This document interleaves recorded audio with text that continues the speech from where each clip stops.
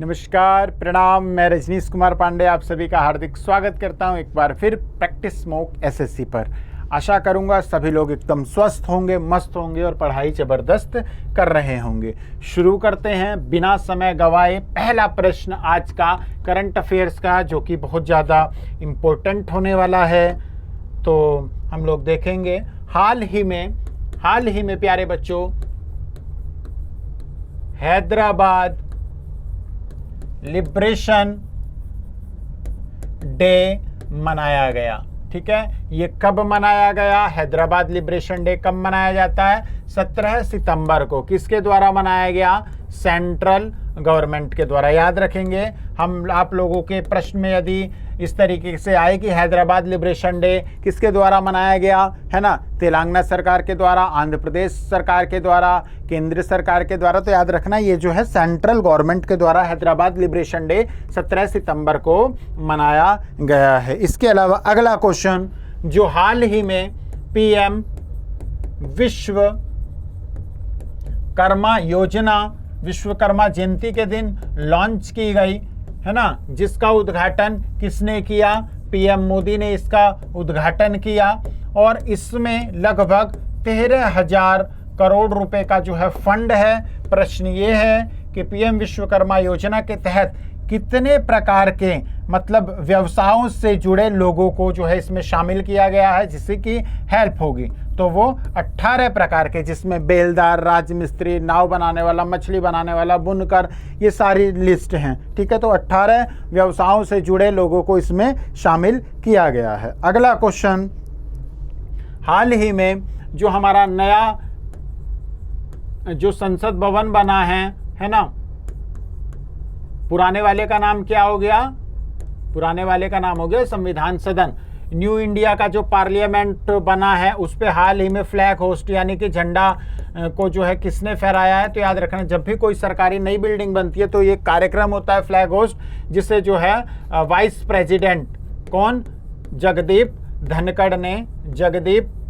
धनखड़ जी ने जो है इस पे ध्वजारोहण का कार्यक्रम किया। ठीक है, ध्वजारोहण का कार्यक्रम किसने किया? जगदीप धनखड़ जी ने। ठीक है, कब? 10 सितंबर को। एक औपचारिक जो है एक प्रक्रिया, एक नियम होता है। ठीक है, अगला प्रश्न, यशोभूमि, बहुत ज्यादा इंपॉर्टेंट। यशोभूमि ये कहाँ पे बनाया गया? ये यशोभूमि ये दिल्ली के द्वारका, है ना। बहुत से बच्चों का कल मुझसे पूछ रहे थे, तो द्वारिका गुजरात में बना है, तो याद रखना दिल्ली में जो द्वारका है वहाँ पे इस यशोभूमि है। और ये जो यशोभूमि है प्यारे दोस्तों, इसका अभी ना केवल एक पार्ट बना है। जब ये बन जाएगा ना तो ये विश्व का सबसे बड़ा एलईडी स्क्रीन वाला, है ना, एक बैठने वाला एक मीटिंग हॉल होगा। तो यशोभूमि जो दिल्ली के द्वारिका में बना है, अभी इसका फर्स्ट पार्ट बना है। इसमें इसके बनने में 5400 करोड़ रुपए का खर्चा आया है। ठीक है, 5400 करोड़ रुपए का खर्चा आया है। 11,000 लोग जो है इसमें बैठ सकते हैं। और ये भारत की सबसे बड़ी, इंडिया की सबसे बड़ी एलईडी स्क्रीन वाला, एक तरह से बिगेस्ट एलईडी स्क्रीन वाला एक वो है ये, मतलब कक्ष है ये, मीटिंग हॉल है ये। याद रखना, मीटिंग हॉल है ये। अभी इसका केवल एक पार्ट बना है। ठीक है, केवल अभी इसका एक पार्ट बना है। अगला क्वेश्चन, ठीक, आशा करूंगा यहाँ तक समझ में आ रहा होगा आप लोगों को और आप लोग इंटरेस्ट ले रहे होंगे। देखिए, इंटरेस्ट नहीं भी आ रहा हो, वैसे मेरी कोशिश रहती है कि इंटरेस्ट आए, लेकिन नहीं भी आ रहा हो, सफलता लेनी है ना, सक्सेस लेना है, तो इंटरेस्ट लाना पड़ेगा। ठीक है प्यारे बच्चों, कौन क्या कह रहा है, कौन क्या कर रहा है, कौन कहाँ जा रहा है, ठीक है, ठीक, कौन क्या कर रहा है, कौन कैसे कर रहा है, देखें, है ना, कौन कहाँ जा रहा है, इन सब चीज़ों से जितना दूर रहोगे उतना ही खुश रहोगे, उतना ही सफलता के नज़दीक जाओगे, है ना। क्योंकि सच्चाई तो ये है दोस्तों, जब आप जिंदा रहेंगे, है ना, जब आप जिंदा रहेंगे तो आपको लोग गिराएंगे, और जब लोग मर जाते हैं तब उन्हें उठाते हैं। ठीक है, ये कलयुग है, कलयुग का घोर कलयुग चल रहा है ना। जीते जी आपको कोई सहारा नहीं देगा, मरने पे सब कंधे बदल बदल के उठाएंगे। ठीक है, अभी आपको सपोर्ट की ज़रूरत है, फिनेंशियली सपोर्ट की ज़रूरत है, मांग के देखो। आपका एक भी दोस्त, वो एक्सेप्शन केस है जिसमें एक दो दोस्त मदद कर देते हैं या परिवार रिश्तेदार मदद कर देते हैं, कोई नहीं आएगा। कल सक्सेस होके देखिए, है ना। मतलब बहुत सारी चीज़ें हैं, थोड़ा सा उस चीज़ को समझिए, है ना। और फिलहाल इन सारी चीज़ों को आप लोगों को क्या याद रखना है कि टेंशन जो है ना, वो एक टेंशन नहीं लेना। टेंशन एक बीमारी है ना, और ये ऐसी बीमारी है आपकी सारी खुशियों को छीन लेगी। ठीक, तो इस चीज़ों से थोड़ा सा अपने आप को मजबूत बनाना है, थोड़ा सा समझना है जो समझाना चाह रहा हूँ, है ना। थोड़ा सा उस चीज़ को ध्यान रखना है आप लोगों को। चलिए अगला क्वेश्चन देखते हैं। इंटरनेशनल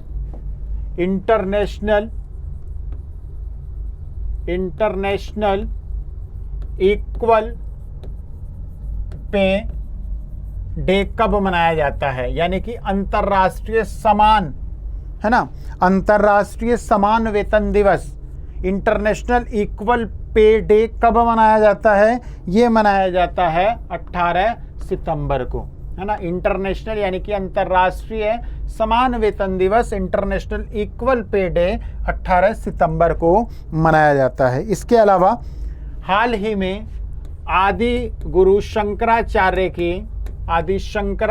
जी की 108 फीट ऊंची, है ना, प्रतिमा का अनावरण होना है, और वो कहाँ पे बन रही है? मध्य प्रदेश में बन रही है। आदि शंकराचार्य की 108 फीट ऊंची जो प्रतिमा बन रही है ना, वो कहाँ पे बन रही है? वो मध्य प्रदेश में बन रही है। ठीक है, मैंने आप लोगों को ये भी बताया था जो महिला आरक्षण विधेयक, एक बार फिर याद रखेंगे, महिला आरक्षण विधेयक 2010 में, है ना, पहले भी बताया था, रिकॉल करेंगे, 2010 में ये मनमोहन सिंह जी की सरकार में लाया गया था, राज्यसभा में पास हो गया था, लोकसभा में पास नहीं हुआ था, पिछले 13 सालों से अटका हुआ है। केंद्रीय कैबिनेट ने हाल ही में संसद के विशेष सत्र को बुला के नई संसद भवन में बैठकर जो है इस पर चर्चा की है, लोकसभा में पेश हो गया, राज्यसभा में पेश हो जाएगा, राष्ट्रपति हस्ताक्षर कर देंगे, और फिर क्या होगा? महिला आरक्षण विधेयक बिल पास हो जाएगा। इससे क्या होगा? इससे लोकसभा के चुनावों में, विधानसभा के चुनाव में महिलाओं की 33% सीटें आरक्षित हो जाएंगी। जैसे कि अगर मैं बात करूं, इस समय टोटल कितनी सीटें हैं? 543 सीटें हैं, है ना, 543 सीटें हैं। इस 543 को 3 से भाग करिए, यानी कि देखें, याद रखेंगे 545 सीटें थी, लेकिन 2 सीटें जो एंग्लो इंडियन की है वो खत्म कर दी गई है, इसलिए मैंने 543 का डिजिट लिया है। 543 को 8 से डिवाइड करेंगे, कितना आएगा? 181, यानी कि 181 सीटें जो है वो महिलाओं के लिए आरक्षित होगी। कब आरक्षित होगी? अभी नहीं होगी, 2024 के चुनाव तक मेरे को नहीं लगता नया परिसीमन आएगा, उसके बाद जो है ये फिक्स होगा। इस 181 सीटों में से भी अगर मैं बात करूं, इस 181 सीटों का भी 1/3 सीट वो एससी और एसटी महिलाओं के लिए है। तो ये डाटा आप लोगों को समझना है। ठीक है, चलिए अगला question, Shanti Swarup Bhatnagar award, Shanti Swarup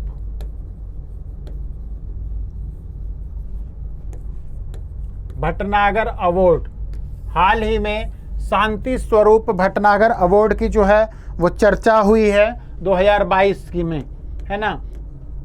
Shanti Swarup Bhatnagar award 2022 में 12 वैज्ञानिकों का चयन हुआ है, जिससे शांति स्वरूप भटनागर अवार्ड 2022 मिलेगा। ये कौन थे शांति स्वरूप भटनागर? CSIR के फर्स्ट जो है वो DG थे, पहले महानिदेशक थे।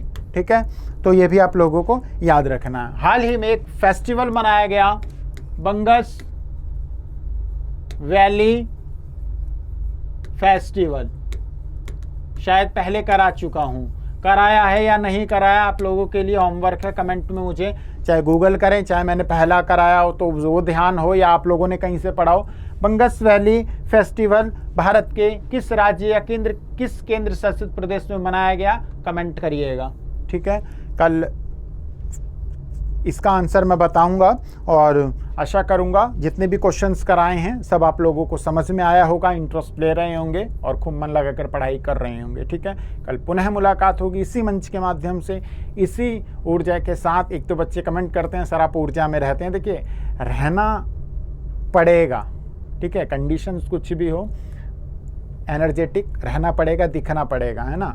मैं ही अगर ढीला या ऊर्जा से कम दिखूं तो फिर आपका क्या होगा, है ना। तो आपके लिए करना पड़ता है और करेंगे। आप लोग भी ऊर्जा से भरपूर रहिए, खूब खाइए पिए, मौज कीजिए, लेकिन पढ़ाई ज़रूर कीजिए। कल पुनः मुलाकात होगी, तब तक के लिए मेरा नमस्कार, जय हिंद, जय भारत।